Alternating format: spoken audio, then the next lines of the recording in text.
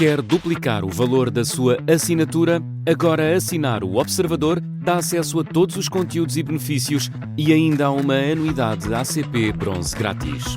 Terá vantagens que vão desde plano de saúde gratuito a descontos em combustível. Esta é uma assinatura que vale por duas. Assine hoje em observador.pt com 45% de desconto. 10 horas.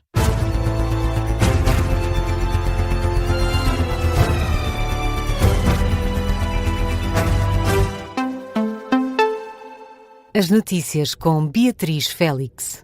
Boa noite, vamos às notícias na Rádio Observador. A Tailândia lança um ataque aéreo na fronteira com o Camboja, uma informação que foi avançada pelo Exército Real tailandês. Esta é uma nova ofensiva que surge depois de ambos os países se acusarem mutuamente de violar um acordo de cessar-fogo mediado pelo Presidente dos Estados Unidos, Donald Trump, há pouco mais de 2 meses. Pelo menos um soldado tailandês foi morto e 4 ficaram feridos nos novos confrontos que eclodiram em 2 áreas numa província da Tailândia. Numa declaração esta segunda-feira, o porta-voz do exército tailandês diz que foram destacadas aeronaves na sequência desses confrontos e justifica a presença dos meios aéreos com a aceleração do apoio à saída de civis das áreas fronteiriças. O Camboja também confirmou estes ataques aéreos por parte da Tailândia. A porta-voz do Ministério da Defesa Nacional do Camboja disse à agência de notícias AFP que as forças tailandesas lançaram um ataque contra as tropas do país, mas acrescenta que o Camboja não retaliou. E na Síria, já começaram os festejos que assinalam um ano da queda do regime de Bashar al-Assad, festejos que já se têm verificado nos últimos dias, mas que agora se intensificam no dia em que se comemora um ano da queda deste regime. Em Damasco, a população saiu à rua para assinalar a esperança da reconstrução do país. A acompanhar estas celebrações estão os enviados especiais do Observador, Cátia Bruno e João Porfírio, na capital da Síria. E na rua são já milhares a celebrar, João Porfírio. Muitos foguetes no ar a serem atirados pelas próprias pessoas dentro dos seus carros. Todas as pessoas têm bandeiras na mão. Existe aqui uma euforia gigantesca aqui na capital da Síria. Recordo que há exatamente um ano o regime de Bashar al-Assad caiu.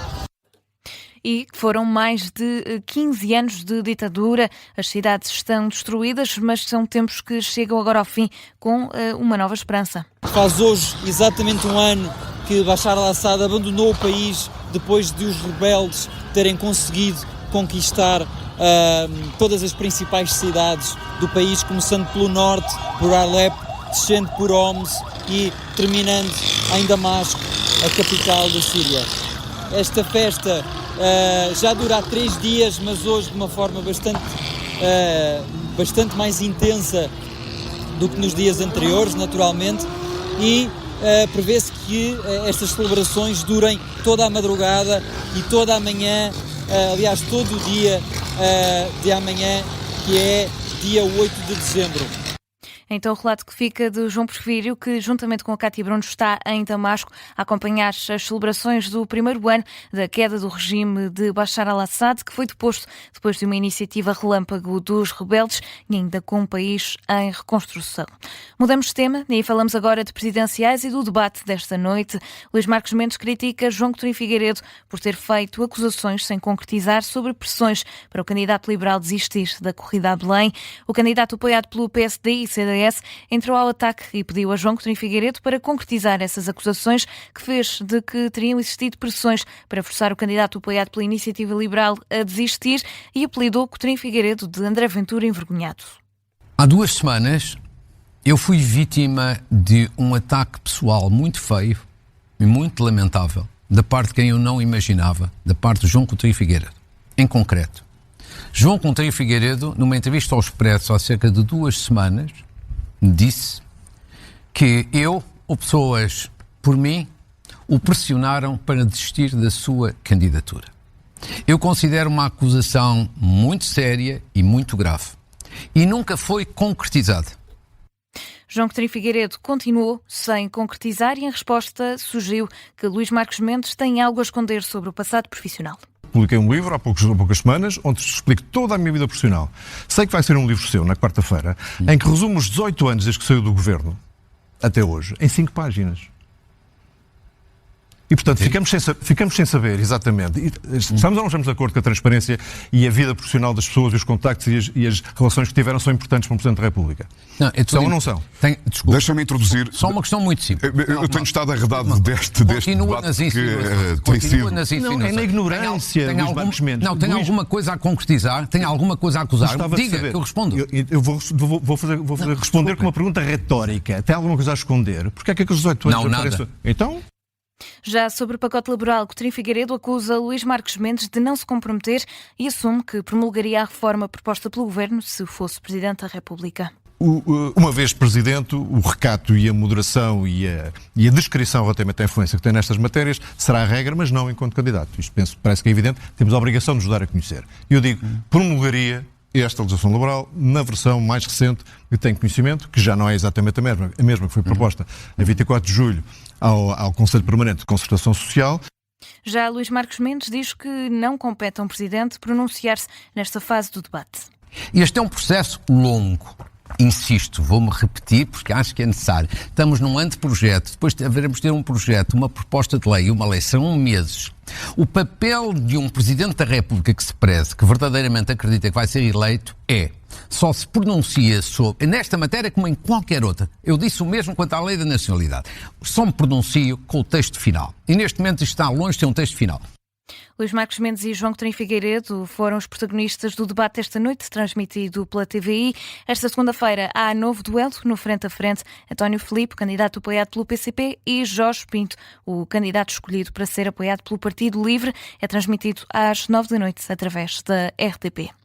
Portugal é a economia do ano de 2025, uma distinção que foi atribuída pela revista britânica The Economist. Pelo 5º ano consecutivo foi feito um ranking dos 36 países mais ricos do mundo para encontrar a economia com melhor desempenho. Este ano Portugal aparece na primeira posição, ultrapassando Espanha, que foi vencedora no ano passado.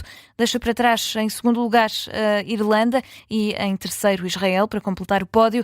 Nas piores posições aparecem sobretudo economias mais a norte da Europa, Estónia, Finlândia e Eslováquia. Segundo os resultados, em 2025, Portugal conseguiu combinar um forte crescimento do PIB, baixa inflação e um mercado de ações em alta. Perante esta distinção, Luís Montenegro vinca a necessidade de avançar com reformas. Através de uma publicação na rede social X, o Primeiro-Ministro aproveita a referência da revista britânica, que considera então Portugal como a economia do ano, para defender a necessidade de reformar o país. Luís Montenegro diz que esta é uma justa aclamação do mérito e do trabalho dos portugueses e que reforça a motivação do Governo para reformar, com coragem, criar emprego, aumentar salários e reforçar o Estado Social. Em vésperas de greve geral, Luís Montenegro aproveita esta referência para defender a implementação de reformas no país que façam a economia portuguesa crescer. E o líder do PS acusa o Governo de estar a promover o leilão sobre os aumentos salariais. José Luís Carneiro aponta falhas à retórica de Luís Montenegro, que este sábado manifestou o desejo de aumentar o salário mínimo para 1.600 euros. A entrada para uma ação evocativa a Mário Soares, José Luís Carneiro afirmou que o objetivo de todos os políticos é dar melhores condições de vida e melhores salários aos trabalhadores, mas que Luís Montenegro está a tornar essa iniciativa num leilão com pouca dignidade. Os termos em que o Primeiro-Ministro está a apresentar estas propostas são termos que não dignificam o sentido do compromisso e até a honradez da palavra que se deve dar aos trabalhadores e que não merecem que lhes faça isto numa altura em que os seus representantes estão a preparar e depois de tomarem uma decisão naturalmente muito refletida sobre uma greve geral. É pouco digno de um Primeiro-Ministro, em vésperas de uma greve geral, estar com esta espécie de leilão de valorizações salariais. São declarações de José Luís Carneiro, que falava aos jornalistas antes de marcar presença na sessão evocativa a Mário Soares, que este domingo faria 101 anos. O secretário-geral do PS afirma também que os portugueses merecem um tratamento melhor por parte do Executivo. Falamos ainda de futebol. O Porto venceu esta noite o Tondela por 2-0, um jogo que ficou resolvido em 2 minutos. Os Dragões inauguraram marcadores aos 48 minutos de jogo com um gol de Samu. No minuto a seguir foi William Gomes a marcar, depois de um erro do guarda-redes do Tondela, que acabou por selar o resultado final. Assim sendo, o Porto aumenta a distância para o Sporting e Benfica. e está a 5 pontos do segundo classificado, a 8 do terceiro. No final da partida, Francesco Farioli garantiu que a equipa não está preocupada com a tabela classificativa. There is nothing to manage. There is to accumulate points, win matches, looking forward, be focused in our path, and as always, no calculation. São declarações de Francesco Farioli, que diz também estar concentrado no caminho do Porto, ainda sem cálculos quanto à classificação final.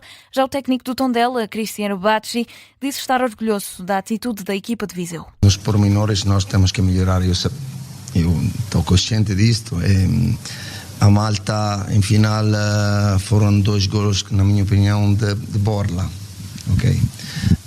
Mas pronto, temos que assumir isto, temos que trabalhar.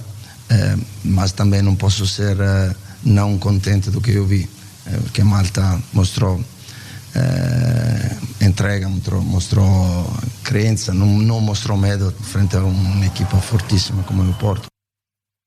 É a opinião de Cristiano Bacci, o treinador do Tondela, depois do final do jogo, que ficou para 0 para a equipa de Viseu, 2 pontos para o Porto. A 13ª jornada encerra esta segunda-feira com o jogo entre o Vitória de Guimarães e o Gil Vicente.